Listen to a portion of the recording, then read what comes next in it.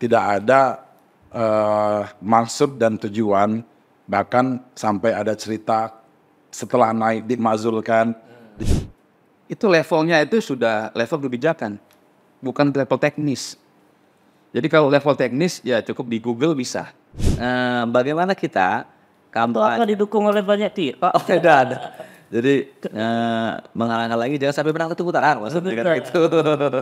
Pada podcast Info Indonesia kali ini kita menghadirkan 3 kandidat calon legislatif dari 01, 02, 03. Bahasan kita ingin menguji gagasan para caleg-caleg ini terkait dengan calon presiden dan calon wakil presiden yang mereka usung nanti di Pilpres 2024. Baik, langsung saja kita berkenalan dengan caleg dari 01 dengan Muhammad Wahyudin dari Partai PKB. Ya, betul Pak. Ada Bung Dani Sarip dari logonya langsung kita tahu dari Partai Gerindra, pendukung 02 Prabowo Gibran. Kemudian ada Bung Muhammad Asrul Indrawan Betul sekali. dari 03 dari Partai P3 Persatuan Persatuan Pembangunan. pendukung Ganjar Mahfud. Baik, langsung saja kita ke tema nih. Ya, siap. Kita tahu semalam itu debat cawapres. Ada yang nggak mau jawab, ada yang merasa pertanyaannya recehan. Kemudian ada juga yang merasa pada posisi yang benar. Mungkin dari Bung Momon, pandangan Anda terhadap debat semalam seperti apa? Kalau dari saya melihat debat semalam itu sesuatu yang luar biasa ya Pak Rana. Karena di situ kita bisa menguji kemampuan seorang calon wakil presiden, di mana calon wakil presiden itu nanti akan mendampingi calon presiden. Makanya kemarin semalam itu debatnya itu kalau kita lihat seru dan sengit. Nah, cuman satu hal yang harus kita pahami, ketika nanti terpilih menjadi presiden ataupun wakil presiden, positioning wakil presiden itu harus sesuai dengan ritmenya calon presiden. Karena kalau kita melihat dari legal standing yang ada di Indonesia ini, untuk presiden itu ketika berhalangan itu digantikan sama wakil presiden. Nah, pertanyaannya bagaimana kalau presiden tidak memilih halangan? Jadi kan posisi wakil presiden itu selama ini kan orang melihat cuman sebagai cadangannya presiden. Dan itu memang diatur di konstitusi kita. Pertanyaan dari tadi, kalau tidak ada halangan ya? Iya. Dapat yang langsung untuk 02 intinya. Ya sebenarnya gini ya, kalau kita melihat kewenangan, kalau kita bicara tupoksi tadi Pak ya, tupoksi seorang wakil presiden nantinya, memang senada yang disampaikan oleh Pak Mamon tadi memang berdasarkan konstitusi, dia adalah berdasarkan surat perintah dari presiden. Nah, ini juga berarti sebenarnya menjadi kunci itu adalah harmonisasi antara presiden dan wakil presiden. Senada sejalan, biasanya Pak kalau di daerah itu, contoh kayak gubernur, wakil gubernur, atau bupati, wakil bupati, itu biasanya sudah ada tupoksi masing-masing. Yang Pak Bupatinya ngurusin rakyat langsung, bersentuhan dengan rakyat, yang wakil bupatinya itu ngurusin intern para pekerja PNS, ASN. Begitu juga di tingkat provinsi seperti itu. Nah jadi pada prinsipnya memang adu gagasan semalam itu semuanya baik dan semuanya itu memang punya gagasan yang cemerlang, yang mulai dari ADD, anggaran alokasi dana desa itu ditingkatkan 5 miliar, bagus dari Pak Muhaimin. Karena memang sejatinya Pak kita di daerah itu melihat langsung Pak. Contoh banyak warga saya yang di daerah Ogan Ilir memang benar-benar dipergunakan, diserap anggaran alokasi dana desa tersebut. Bahkan lebih bagus kalau ditingkatkan 5 miliar. Berarti kan ada konsep keberlanjutan dan yang baik. Dan itu juga kalau dari sisi Mas Gibran semalam lebih kepada konsep digitalisasi ya. Mulai dari konsep farming, green farming, terus green inflation dan segala macam. Jadi memang konsep-konsep itu baik untuk masyarakat dan khususnya di Indonesia. Seberapa harmoni antara hubungan capres dan cawapres itu Pak, menurut pandangan Pak Asrul? Jadi begini, Pak Ganjar itu orang yang memang berangkat dari birokrat.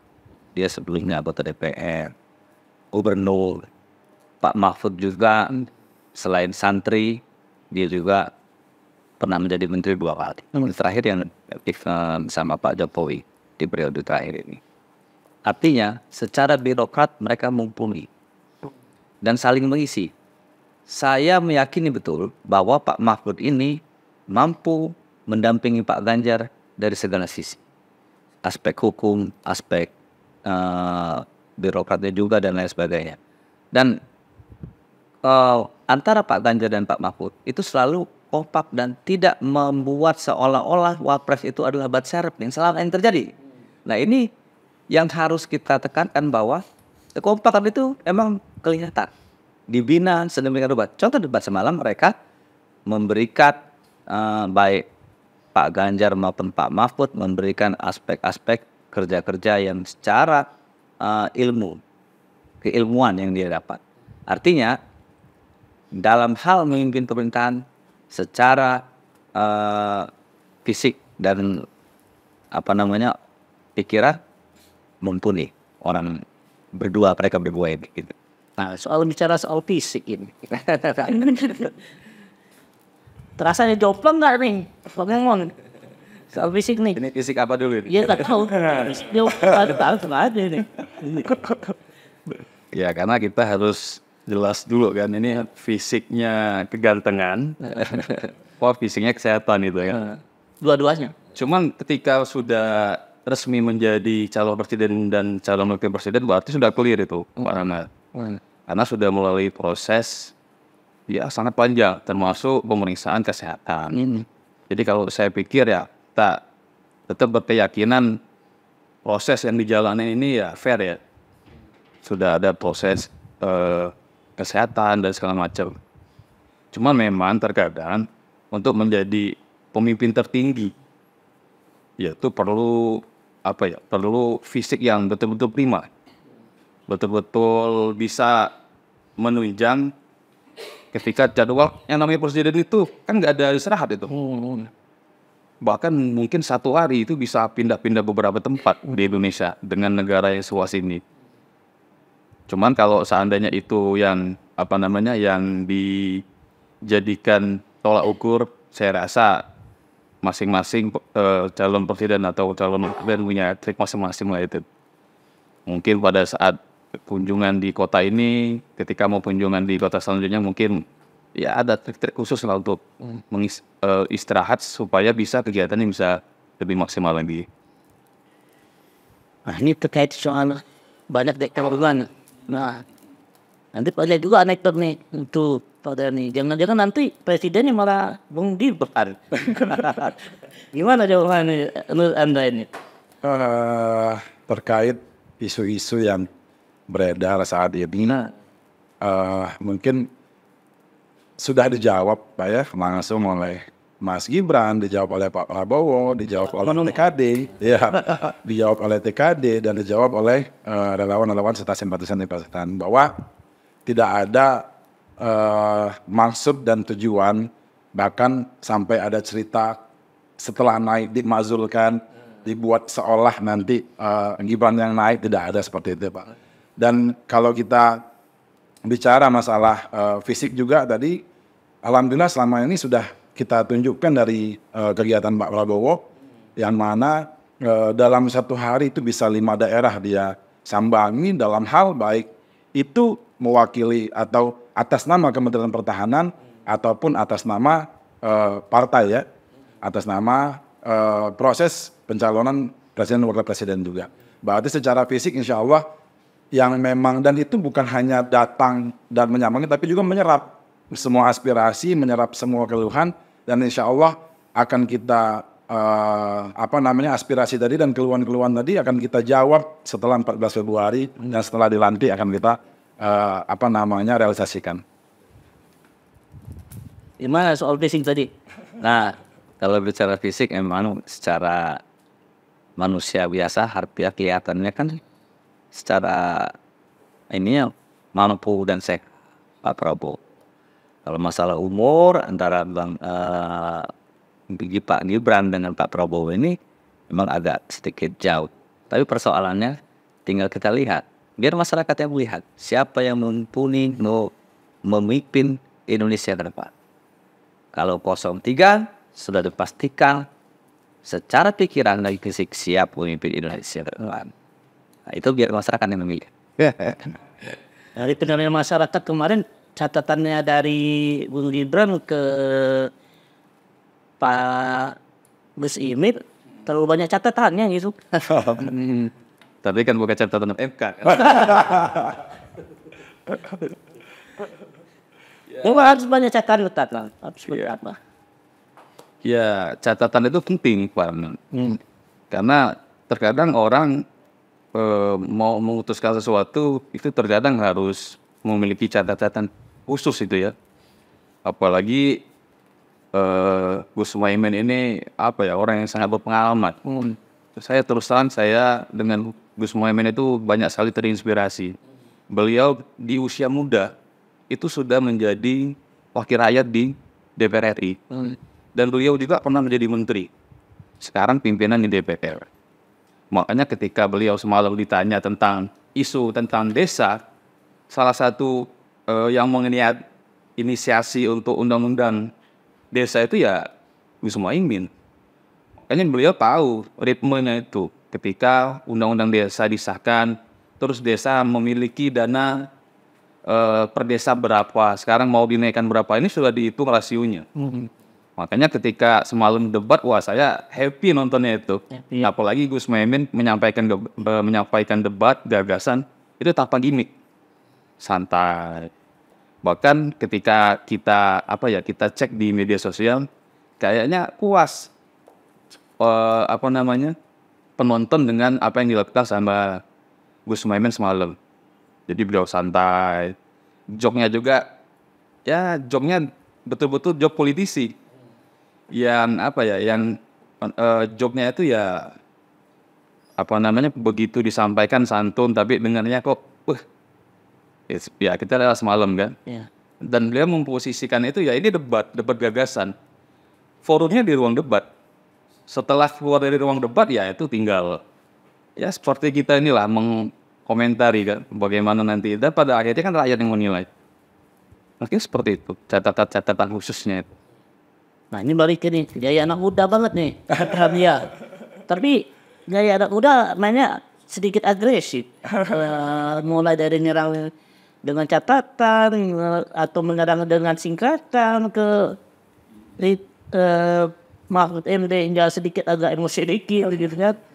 Nah, yang seperti itu ya Gibran. Terkait style dalam hal debat, kampanye atau mensosialisasikan calon, sebenarnya kita punya trik dan trik masing-masing. Sama seperti di 01, 03 juga pasti punya trik dan trik masing-masing.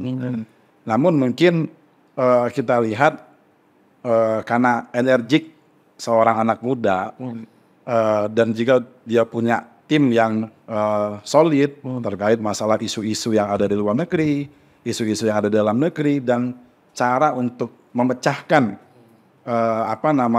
permasalahan-permasalahan yang ada pada saat ini sekarang. Karena memang kalau kita lihat, karena dia salah satunya adalah anak dari Presiden Jokowi, yang mungkin Pak bisa dibilang sudah 70-80% sudah mengerti cara mengelola negara dengan baik. Kalau kita boleh contohkan, saya seorang anak birokrat, Pak Rahmat. Bapak dulu salah satu yang menjabat di organ komunikasi hilir. Dan ibu juga PNS juga. Nah, jadi setiap kita makan siang, makan malam, selalu menceritakan mereka berdua, kedua orang saya menceritakan hal-hal yang alami hari ini terkait di dalam kantor. Nah, itulah. Jadi saya pun dari kecil sudah terinspirasi. Berarti yang diceritakan perjalanan dalam sebuah perkantoran ASN itu seperti ini. Nah, mungkin itu sama juga yang terjadi di Mas Gibran, bahwa dia dikelilingi oleh pemimpin-pemimpin yang mungkin pada saat membahas suatu permasalahan tentang negara ini, beliau hadir di situ dan mengerti cara tidak hanya membahasnya, tapi juga untuk merealisasikan gagasan yang ada. Itu seperti itu, Pak. Pak Mahfud kemarin sempat tegang. Udah. Ngomong, Gibran bertanya recehan itu. Gimana? Sereceh apa itu? Gini, Pak Mahfud itu santri. Sebenarnya orang santri ini punya etika, sudah ada. Artinya dia mencoba memberikan dengan cara dia bagaimana beretika dalam berdialog. Tapi kan namanya juga di dalam panggung mungkin cara penyampaiannya seperti itu. Tapi intinya beliau orang yang santun dan menghormati yang muda, apalagi yang tua. Dalam hal ini Bung Gibran mungkin dianggapnya anaknya ya agak kurang pas berbicara kalau dia antara dia berdua mungkin enak ngobrol ya kan. Nah, ini kalau di dalam panggung bahasa-bahasa politis yang disampaikan. Tapi intinya tidak ada maksud apa-apa dan tidak ada juga masalah antara Pak Gibran dengan Pak Mahfud. Artinya ini penyampaian. Tegang itu dalam arti bagaimana sih menyampaikan yang pas. Kalau antara berdua mungkin beda. Mas, ojo ngono toh, kan misalnya. Tapi ini berbeda. Ini penyampaian lah. Intinya gagasan tetap kita nomor satu kan. Nah, itu Soal etika gimana nih? Emang nggak ada etika apa sih? Nah, jadi kalau kita perhatikan betul, ketika Gus Muhaimin menyampaikan etika, orang pasti wah ini sudah ngomongin etika nih. Tapi ketika sudah beliau ngomong, yang dibicarakan itu kan bukan etika personal, etika kita bernegara, etika kita untuk bisa mengambil kebijakan. Jadi bahasa Gus Muhaimin itu dia menghiaskan kita harus beretika, bukan kita tidak beretika. Apa yang dimaksud beliau itu? Jadi yang dimaksud pemimpin negara itu levelnya itu sudah level kebijakan, bukan level teknis. Jadi kalau level teknis ya cukup di Google bisa. Misal apa yang dimaksud dengan ini? Itu kan kepala negara kan nggak mikirin itu, Pak Rahmat. Kepala negara itu berpikir ketika terjadi situasi kredit yang tidak bisa diselesaikan dengan birokrasi, harus berpikir cepat terkait kebijakan. Makanya ketika undang-undang itu mentok, biasanya kan keluar kebijakan, keluar perpres. Nah, itu salah satunya. Makanya kalau kita dengar semalam debat sampai akhir, apa yang disampaikan sama Gus Muhaimin itu semuanya ilmu. Ilmu kita mendengar, ilmu kita menyampaikan pendapat, termasuk ilmu beretika tadi. Makanya kalau orang cuma mengenai cuma etika pasti berpikir wah ini etikanya ini kayak yang personal. Padahal itu etika bernegara yang disampaikan. Itu sebenarnya kalau saya lihat ya dari debat semalam itu banyak sekali pembelajaran. Memang seperti itu, Bung Dani. Jadi balik lagi kalau kita cerita masalah etika, saya rasa apa yang dilakukan Mas Gibran semalam sudah mencontohkan seorang anak muda yang sangat sopan santun dan beretika. Mulai dari proses sebelum debat, beliau mengajak atau membagikan makanan ke 01, bagi donat, segala macam. Hal-hal yang kecil seperti itu sudah menjadi tolak ukur kesantunan beliau. Setelah itu beliau mendatangi satu-satu dan karena memang paling kecil, mau nggak mau, suka nggak suka ya harus sujud. itu sudah apa namanya wilayah ketimuran ya, ada kita ini apa namanya orang Indonesia itu lebih kepada sopan santun. Balik lagi kalau bicara kita masalah etika, ya di saat beliau menyatakan kadang-kadang ada gimmick, kemana jawaban saya, itu hal biasa. Dalam sebuah proses perdebatan, itu hal yang sangat lumrah dilaksanakan. Kalau kita bicara apa namanya tidak mengklaim atau menjudge satu orang yang mungkin bukan acara debat, mungkin acara dengar pendapat kira-kira seperti itu. Jadi insya Allah beliau ini adalah Mas Gibran ini mewakili anak muda, seorang sosok pemimpin yang insya Allah santun kepada semua elemen masyarakat. Tapi udah tersinggung tadi Pak Mahfud ini nggak mau jawab. Udah dibilangnya cehan gimana? Karena beliau ini kan selain santri juga pemikir, birokrat, terus memang orang yang mempunyai ilmu, dia mau lumayan lah. tapi ini nggak berat-berat. Dia harus berat-berat juga kan? Iya, itu. Gibran kan? Mungkin penyampaian cara orang kan berbeda-beda. Orang Madura seperti itu menyampaikannya, kalau di tempat umum kagok mungkin kan. Nah seperti ini masalah gaya lah, style. Tapi saya yakin Pak Mahfud tidak seperti itu, Raf. Cuman dia mengekspresikan bahasanya itu yang berbeda dari yang lain gitu. Saya pikir ini pembelajaran juga bagi yang lain, menyampaikan sesuatu itu mungkin dengan cara-cara yang pas gitu. Ya, alhamdulillah tidak terpancing emosi-emosi, benar lah Pak Mahfud. Nah, saya pikir seperti itu. Ya tegang-tegang amat gitu ya. Tegang-tegang amat. Masih bisa dikonfirm kalau. Nah, ini saya nanya nih. Data Bung Momon ini apa namanya hebat nih si cawapres kami. Ada yang kurang nggak Pak Dami dari Paknya itu? Sebenarnya kalau kita bicara kekurangan, akhirnya kita ada suatu kondisi yang tendensius. Jadi setiap manusia itu harfiahnya pasti ada kelebihan, ada kekurangan. Yang jelas konsep-konsep atau gagasan-gagasan dari seluruh calon semalam, baik dari 01, 02, 03, insya Allah kita lihat sudah tertumpah di acara tersebut, sudah disampaikan dari awal pembukaan sampai dengan penutup.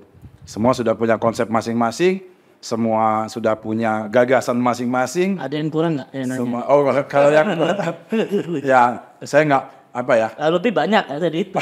Apa nih? Ini debat loh ini. Sebenarnya kalau bicara kita kekurangan, selalu Gus Muhaimin menyatakan terkait masalah etik dan etik. Termasuk dengan Pak Anies juga. Bahwa kita selalu mengkait-kaitkan itu, toh kalau kita lihat rekam jejak juga, kita lihat rekam jejak digital, rekam jejak secara siaran TV dan tabloid atau koran, sebenarnya sama Pak. Gitu lah kan. Beliau sama apanya nih? Kurangnya atau ya, kita nih pasti ada kekurangan Pak. Pasti ada kekurangan. Jadi namanya manusia itu tempat ladangnya salah. Jadi beliau juga kalau kita mau beberkan ya jadinya konotasinya lebih ke tendensius negatif kan. Tapi terkait masalah etika, beliau juga mungkin pernah juga melanggar secara etik. Jadi sama, semua itu sama. Yang jelas mungkin bagi saya sedikit sih kekurangannya bahwa tidak menyinggung-nyinggung ke situ lagi, karena memang sejatinya yang namanya putusan MK kan final and binding, Pak. Di dalam putusan itu final dan mengikat. Jadi bahwa benar di dalam konsepnya itu tidak dapat, paling kita hanya melihat bahwa dari sisi hakim. Hakim dan sampai saat ini juga belum ada putusan terkait hakim apakah memang melanggar etik atau tidak. Kalau melihat kekurangan dari 01 sebenarnya apa? Sebenarnya gini, benar kata kok sama? Enggak, maksudnya secara keseluruhan manusia biasa pasti penuh dengan salah. Kan? Tapi memang kalau Gus Muhaimin lebih menekankan tentang etika dan lisan, yang saya pikir tidak usah harus dibicarakan. Karena memang sejatinya para kandidat cawapres semalam itu memang orang-orang yang punya etika. baik moral dan cara berbicara. 02 Bung Gibran karena masih muda, mungkin gaya berbicaranya seperti ngenyek, sehingga memancing sesuatu yang membuat senior ini agak sedikit tegang, tapi tidak tegang-tegang. Tegang apa tersinggung? Kalau tersinggung tidak, itu manusia kan pasti punya ini. Nah, Pak Mahfud juga mungkin di situ bukan tersinggung, tapi tegang. Bagaimana nih mau menasihati seperti ini, menjawabnya gitu kan? Nah, itu seperti itu. Memang kekurangan itu, kalau saya yang bikin kekurangannya jelas itu dari Ya. Ke 01. Nah, 02 dulu. tidak, itu satu itu adalah tentang etika tadi yang tidak harus dibicarakan lah. Maksudnya sudah pasti itu setiap cawapres. Terlalu banyak catatan gitu. Ya, jadi artinya ya itu normal dan saya pikir yang penting endingnya semua bagus gitu ya. Kalau Bung Momon nih, apa kekurangan dari 02? Jadi apa namanya, Soal etika, sudah. Nih, saling koreksi ya. Kalau saya itu, karena kami ya di PKB ini kan ada sistem kaderisasi yang berjenjang, Pak Rahmat. Dan memang ketika kita berdialog, ketika kita bicara di publik, itu memang jam terbang itu berpengaruh, Pak Rahmat. Jadi kalau saya melihat ini cara pandang saya melihat kekurangan 02 tadi yang semalam. kurang job, berarti kurang job. Bukan itu yang mau saya bicarakan. Kurang pengalaman tuh. Bukan. Jadi politik itu kalau kami ya itu ada namanya guyon politik, ada namanya jokes politik. Nah kayaknya semalam itu Mas Gibran lebih kebanyakan jokes politik. Dan sesuatu hal baru ya, ketika berdebat menggunakan bahasa tubuh. Dan ini ya hal baru yang kita saksikan.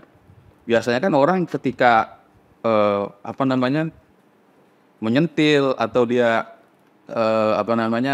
menyinggung seseorang, biasanya kan pakai hiasan-hiasan seperti yang dilakukan sama Gus Muhaimin semalam. Tenang, saya mencatat ini, tapi ini bukan catatan MK.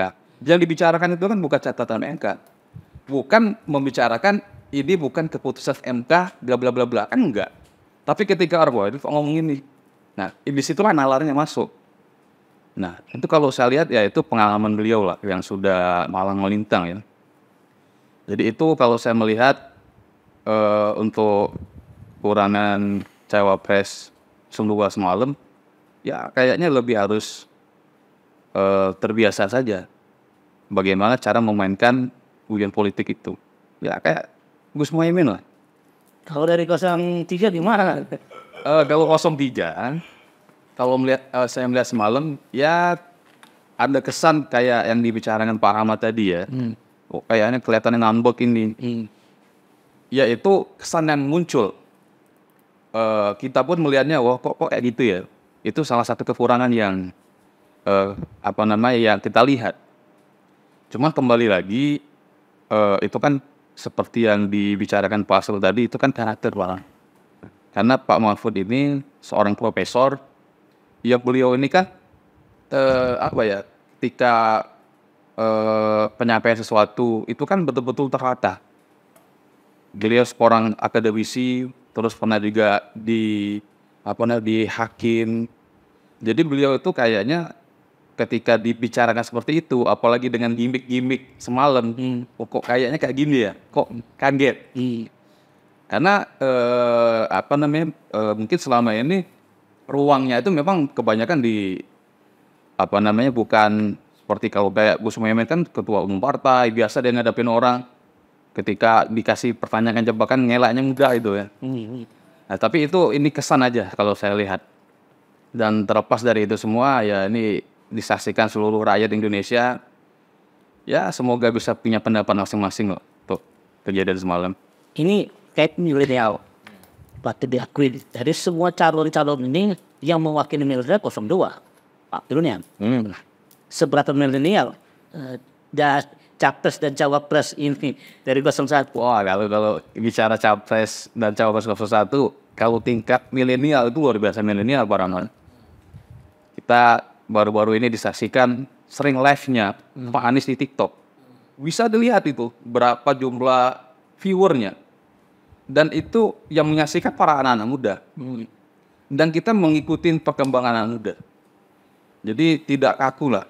Karena muda itu bukan berarti umur kan. Walaupun 50, tapi ketika bisa melakukan hal-hal yang bisa menarik minat anak muda, itu saya anggap milenial. Pak Anies itu kalau lihat live TikTok, coba dilihat. Wah, itu kan luar biasa. Belum lagi Gus Muhaimin. Ketika ada trending itu pasti masuk terus namanya. Berarti di media sosial sangat masif yang disampaikan oleh baik itu calon presiden maupun calon wakil presiden. Kalau pandangan saya seperti itu.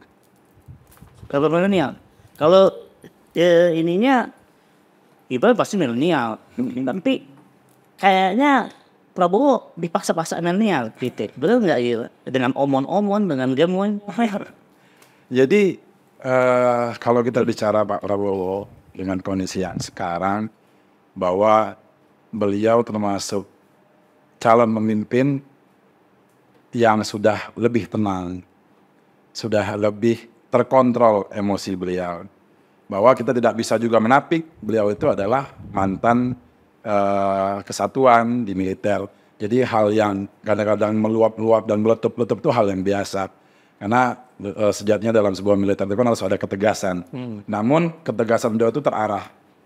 Dan kalau kita bicara ketertarikan Gen Z, Gen milenial, sebenarnya Mas Gibran tanpa perlu kita buat gimmicknya, emang sudah kewakilin. Dan kita sudah lihat semua di media sosial, kita lihat di siaran TV, di infotainment segala macam, mereka bahwa ketertarikan beliau terhadap Mas Gibran sangat tinggi. Karena memang sejatinya selama ini kalau kita lakukan survei Mas Rahmat, bahwa anak-anak muda itu berpikirnya saya nggak mungkin ke politik, saya nggak mau ke politik. Nah, dengan hadirnya Mas Gibran membuka wawasan, membuka pandangan anak-anak muda yang mungkin sebenarnya kalau kita bagus kaderisasi dari zaman kuliah. Nah ini mana anak zaman kuliah ini kan banyak yang nantilah kita nggak mau mikirin negara lah, kita mau masih mungkin diri sendiri, mau lulus cepat, mau happy-happy. Nah dengan seperti ini bahwa menunjukkan kaderisasi terhadap anak-anak muda ini sudah sedari dini dapat dilakukan.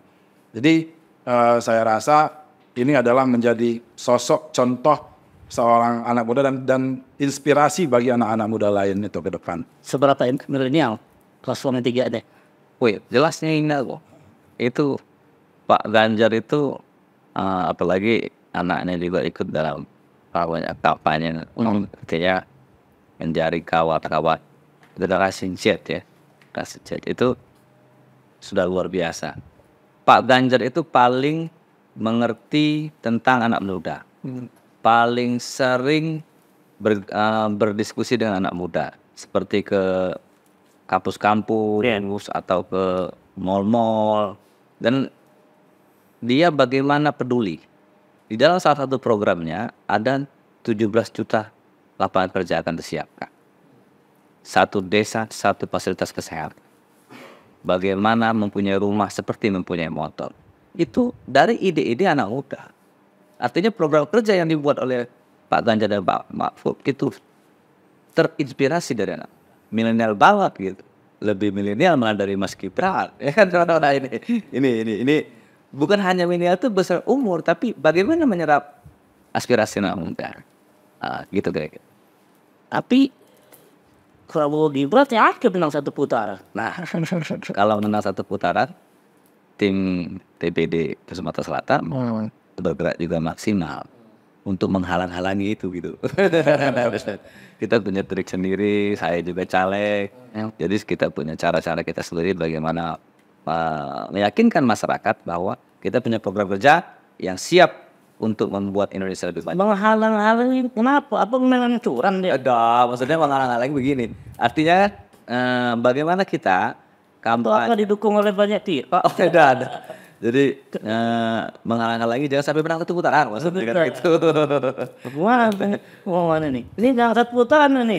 Kelasan gua nih. Jadi sebetulnya ini kalau kita mau fair ya, pemenangnya itu sudah ada. Kita sudah tahu siapa pemenangnya. Tapi yang tahu siapa pemenangnya itu Tuhan. Nah, cuman sebagai kontestan itu kan harus ikhtiar. Kan kita kan sudah diajarkan tentang takdir. Tapi kan menyebut takdir lebih penting. Untuk target menang satu putaran, ya saya rasa semua calon targetnya sama. Nah, tinggal lagi bagaimana di lapangan. Tapi hasil surveinya kok di bawah terus. Kalau menang satu putaran. Ya kalau namanya hasil survei kan ya itu bagian dari kemenangan ya Pak Rano. Kalaupun nanti surveinya tinggi pun kita tidur aja kerjaannya. Ini ya kita malah lebih senang. Wah ini tantang itu kan, kita harus mengejar. Dan itu ya secara ilmiah. Tapi tetap saya berkeyakinan tidak ada yang mustahil ketika kita berikhtiar maksimal. Dan ketika sudah berikhtiar maksimal, kita harus bertawakal.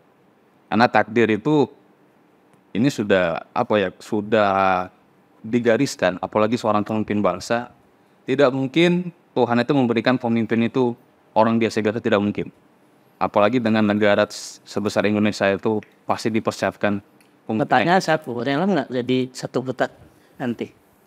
Ya kalau seandainya kami yang menang satu putaran, yang lain harus rela. Iya kan? Menurut saya gimana? Rena nggak nih? Jadi gini Mas Ramnat, bahwa dari tim Prabowo Gibran, bahkan ini langsung dari otak Pak Prabowo keluar pernyataan bahwa dalam hal satu putaran ini kita menghemat anggaran, menghemat biaya. Yang kurang lebih yang akan kita hemat itu adalah sebesar 27 triliun. Kita untuk penghematan anggaran terhadap perhelatan konsultasi atau perhelatan putaran kedua pemilihan presiden dan wakil presiden. Itu yang paling utama, kita bisa menghemat anggaran. Sebagaimana memang Pak Prabowo kalau kita tarik lagi rekam jejaknya sudah menghemat anggaran 57 triliun di Kemenhan. Nah, balik lagi kalau masalah menang satu putaran ya pasti sama kata Pak Momon tadi, punya konsep masing-masing, punya keyakinan masing-masing untuk menang satu putaran. Tapi ya itu akan kita lihat nanti, biarkan rakyat yang memilih. Kalau kita bicara survei pun ada kategori Pak Rahmat. Survei itu ada survei yang mengenal atau tidak, ada yang memilih atau tidak. Itu kan jadi tingkat popularitas, elektabilitas dan kemampuan atau keterkenalan si calon itu yang menjadi bahan variabel yang ditanyakan oleh tim survei. Namun tidak memastikan bahwa mereka ini adalah pemenang. Tapi kalau kita lihat dari survei beliau, Prabowo Gibran ya saat ini sudah tembus di atas 50%. Kita sudah insya Allah yakin sudah ada suratan di Yaumul Mahfuz bahwa beliau menang satu putaran. Dan yang paling utama Pak Rahmat, sudah dinyatakan oleh Pak Prabowo dan Mas Gibran, terutama Pak Prabowo, semua akan kita rangkul segala elemen untuk negara ini. Jadi siapapun, nggak ada kalah yang menang, ini hanya sebuah kontestasi. Kalaupun siapa yang akan jadi, ayo kita sama-sama merangkul, berpelukan, kita bergandengan untuk membuat negara Indonesia menjadi lebih maju. Jangan kan merangkul, salaman dengan Pak Anies nggak mau. Gimana?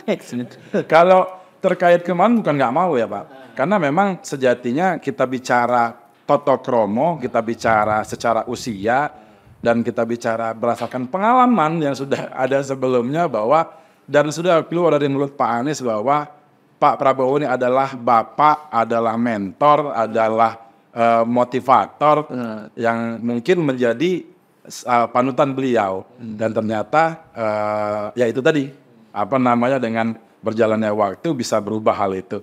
Nah jadi kalau kita bicara tidak mau salaman, kemarin ya kita bicara masalah toto kromo antara tua dan muda, antara senior dan junior. Kira-kira seperti itulah. Satu putaran nih, rela nggak? Seperti kayak Oke, kita bicara 2 putaran nih. Kalau 2 putaran nanti lawannya 01 atau 02? Ya, yang jelas secara perjuangan kita sudah maksimal. Yang kita harapkan. Ya, pertanyaan saya Susah. Nanti kalau satu susah, Iya. susah. Gitu. ya ini pertanyaan pribadi langsung ke kandung nih. Kalau secara survei kita bicara, kita ada titik-titik kemenangan di daerah Jawa itu ya memang potensial kita raih suara. Di Sumatera juga seperti itu. Karena dulu kan begini, antara Pak Anies dan Pak Prabowo ini kan satu semua. Sekarang satu semua masih dengan Jokowi semua. iya, bukan maksudnya dulu Pak Anies dan Pak Prabowo ini masih ada satu jalur. Iya. Sekarang pertanyaan saat aja. Ya, 2 putaran secara pribadi 02 atau 01? 02 dan 03 kayak. 02. Kalau 2 putaran ini, mana nih? Yang mana nih? Kalau 2 putaran ya. Ah. Kalau 2 putaran, boleh saya cerita sedikit bahwa kita tidak bisa melupakan basis, Mak. Kalau kita melihat hasil dari perolehan suara di 2019, itu kita tidak bisa menutup 3 daerah ini. Jabar, Jateng, Jatim. Ada 31 juta, 33 juta, dan 30 juta sekian. Nah, yang bahwa basis Jateng dan basis tengah Jatim itu memang kemarin dikuasai oleh PDI. Kita tidak bisa menapik itu. Nah, jadi sebenarnya kalau kita lihat dari akar rumput, ya bukan, kita sama. Seperti PDI punya akar rumput, punya basis-basis di setiap daerah yang kuat. Tapi khusus di daerah Jateng dan setengah Jatim itu sebenarnya lebih banyak dikuasai orang PDI. Nah, jadi bisa saya konsepkan Jateng dan DKI itu, Jateng dan setengah Jatim itu merupakan representasi kurang lebih 37% dari Indonesia. Berarti kalau kita lihat dari situ ada kemungkinan besarnya ke 02 dan 03. Nggak dianggap 04. Gimana nih ceritanya nih? Ya, itu yang yang coba kita buktikan, Pak. Karena sesuatu yang dianggap orang tidak mungkin, itu akan kita buktikan menjadi kenyataan. Dan ini sudah banyak sekali bukti. Mungkin tidak tahu lah beberapa kejadian. Dan tentu tidak mungkin terlepas dari campur tangan Tuhan. Tuhan ini kalau berkehendak kun fayakun, salah ngomong hati-hati, Pak. Iya. Salah sikap hati-hati. Nah, food fire ini kemana nih? Inginnya kemana nih? Ya kalau kun fayakun kan kita idealnya kan Iya. yang menang kan 01. Iya. Udah pasti. Kalau 2 putaran nih? Kalau 2 putaran, kita dari awal udah siap. Mau lawan siapa saja siap. Kalaupun ada nomor 04 pun kita siap lawan 04. Jadi kita tidak milih lawan. Karena kita pikir, ya ini kontestasi. Ketika mencalonkan menjadi calon presiden, walaupun dengan minim partai, tapi kan akhirnya itu sudah, yang tadinya, wah ini nggak bisa nyalon, ini, kita buktikan bisa nyalon. Nah ini kan salah satu tanda-tanda Tuhan ini. Iya, Karena langsung aja nih. Dari 02 dan 03 nih, yang kalau 2 putaran inginnya dengan siapa nih? kalau kami ingin siapa saja siap, mau 02 siap, mau 03 siap. Karena ini bukan ini bukan pilihan. Pertarungan itu bukan pilihan, Pak. Kalau kita milih, sama kita kayak main bola ya. Ya. Pengennya melawan Jepang atau Irak di final. Kan nggak ada pilihan. Kalau milih, kalau menurut saya justru nggak siap. Wah, mudah-mudahan nanti tadinya sama ini. Justru nggak siap. Kalau kita mau melawan 02 siap, 03 siap, nggak ada masalah itu. Ini kita bicara Sumsel. Karena kita di Sumsel. Kalau target 03 gimana? Di atas 90%. Di atas 90%. Jadi kita punya efek Prabowo ini kan dari waktu Jokowi dahulu. 2 periode calon, 2 kali nyalon, memang menang di Sumatera Selatan secara keseluruhan ya di atas Pak Jokowi waktu itu. Tapi dengan adanya satu sumber pada waktu itu kan Pak Prabowo dengan Pak Anies ini sudah dekat. Artinya ada satu suara yang memang terpecah. Yang kita ambil tuh seperti itu. suara siapa nanti yang diambil ini? Artinya pecahan-pecahan suara Pak Prabowo, pecahan-pecahan suara Pak Amin itu yang kita dari basis-basis para milenial, anak generasi Z. Pokoknya kita berusaha bagaimana menyatukan visi ke depan. Yang paling utama adalah memenangkan pertempuran di Sumatera Selatan itu pada tanggal 14 Februari 2024 adalah 03. dari pandangan Anda kira-kira ada yang main curang nggak nih saat ini? Biarkan nanti aparat penegak hukum atau penyelenggara. Sekarang Anda melihat ada permainan? Sejauh saya tidak, kalau di Sumatera Selatan masih dalam kategori aman-aman saja. Kalau Bung Dani gimana? Berapa persen kita sukses? Mungkin kalau kita bicara target atau kita bicara hasil pencapaian, pasti yang kita harapkan adalah lebih dari yang kita dapatkan di 2014 dan 2019. Bahwa setelah dilakukan keliling, yaitu oleh Ibu Ketua, Bu Kartika Sanadesi, sekarang ada Pak Ketua Pembina, anggota Pembina Pak Mawardi Yahya, dan juga ada Pak Prima selaku bendahara dan Ketua DPC Kota Palembang. Mereka ikut serta keliling ke 17 kabupaten kota dalam hal konsolidasi PAC, ranting, dan kita ketemu langsung sama warga, terjun langsung ke pasar, terjun langsung ke kerumunan warga. Ya alhamdulillah kalau kita lihat dari penilaian kita bahkan di atas 65%, insya Allah. Jadi dan juga kalau kita bicara Pak, ini unik nih, kita unik bahwa dulu Prabowo Uno atau Prabowo Sandiaga Uno itu didukung oleh Ijtima Ulama. Dan sekarang Ijtima Ulama itu dinobatkan atau diberikan kepada pasangan Amin. Nah dalam hal ini kita tidak bicara masalah keislaman karena itu hal yang sensitif, tapi kita bicara basis bahwa sejatinya khusus di Sumsel itu pun juga kita lihat bisa dibilang terpecah, tidak semua ke Amin, tidak semua ke Pak Prabowo, bahkan ada juga dari Ganjar Mahfud gitu loh. Jadi pada prinsipnya ada asas keseimbangan dalam hal itu. Nanti tinggal kita bagaimana cara kita di daerah itu tetap bekerja, tetap bergerak ke daerah-daerah untuk meyakinkan bahwa yang Anda pilih itu adalah pilihan yang terbaik, yaitu Pak Prabowo dan Gibran.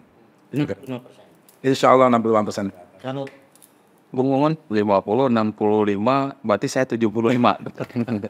Ambil itu. Ya 200. Jadi kalau ditambah lebih dari 1%.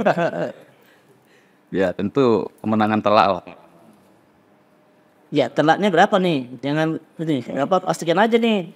Kalau hitung angka yang pasti yang lain kan udah bicara nih. Ya pasti kita di atas itu kan. Cuman saya mau bicara position kita jelas. Jadi kalau tadi Pak Asro ngomong nanti ini kan kemarin kan bersatu terus bisa kita tarik. Hari ini yang sangat jelas posisinya itu Yamin. Kita mengusung konsep perubahan. Nah, kan langsung bisa dipetakan itu. Jadi yang mana orang mau perubahan itulah barisan Amin nanti. Cuma tetap di situ akan ada sesuatu yang yang menggambarkan bahwa perubahan kita ini perubahan yang lebih baik. Jadi kiasannya itu ya ini ya bahasa-bahasa politik. Dan saya sangat optimis untuk Sumsel dari awal saya pernah cerita juga sangat optimis di atas 50%. Bahkan target terbaru ini kayaknya bisa di atas 60%. Kita lihatlah nanti usai debat kemarin yang namanya netizen ini ya, kan banyak sekali survei yang menggambarkan bahwa belum menyatakan pilihan. Itu yang coba kita maksimalkan nanti. Baik, mungkin closing statement dari 01. Jadi seperti ini. Untuk 01 calon presiden kita Pak Anies dan Gus Muhaimin ini sangat komitmen ya untuk memajukan bangsa, dan yakinlah apa yang akan dilakukan oleh pasangan Amin ini sesuatu yang sangat bermanfaat bagi Indonesia. Gus Muhaimin sudah menyampaikan level kita ini bukan level tebak-tebakan. Level kita ini adalah policy dan kebijakan. Ini yang akan kita maksimalkan dan semoga 14 Februari berjalan lancar dan Amin menjadi pemenang. Seperti itu Pak Rahmat. Gimana? Baik, kalau dari kami 02 Prabowo Gibran menyampaikan bahwa kepada seluruh elemen masyarakat baik di tingkat pusat, daerah maupun sampai ke desa-desa untuk berbondong-bondong memberikan kepercayaan dan mandat kepada Pak Prabowo dan Mas Gibran, bahwa seluruh program-program yang sudah berjalan yang sangat menyentuh ke masyarakat saat ini akan tetap dijalankan dan bahkan ditambah. Jadi konsep Pak Prabowo bahwa kemarin setelah ngobrol di dalam acara Najwa Shihab, kalau negara ini bebas dari korupsi, itu setelah kita hitung rasio pendapatan se-Indonesia dari semua sumber PAD dan sumber devisa, itu dapat menggaji orang yang tidak kerja sebesar 20 juta. Berarti dari situ kita lihat sekarang di angka 20 juta itu sudah dianggap sejahtera. Mungkin itu bisa sangat menekan tingkat kriminalitas, tingkat kejahatan-kejahatan lainnya. Nah, jadi itu insya Allah dengan Pak Prabowo yang jadi pemimpin, kesejahteraan rakyat insya Allah semakin meningkat, dan yang jelas masalah korupsi akan kita berantas. Dan yang paling utama kita harus menang 1 putaran. Terima kasih masyarakat Sumatera Selatan yang saya cintai. Kami dari tim pemenangan daerah, Partai PDI Perjuangan dan Partai Persatuan Pembangunan, Partai Perindo dan partai-partai lainnya mengusung Ganjar Mahfud. Saya bersama tim pemenangan meyakinkan kepada masyarakat Sumatera Selatan bahwa pilihlah Bapak Ganjar dan Mahfud karena selain dia siap secara fisik dan mental, kita mengharapkan kemenangan di Sumatera Selatan yang lebih besar. Saya yakin Sumatera Selatan lumbung suara untuk pemenangan Bapak Ganjar Mahfud, dan saya merasa masyarakat Sumatera Selatan sudah tidak salah pilih untuk memilih Bapak Ganjar dan Mahfud. Terima kasih. Baik, kami hari ucapan terima kasih.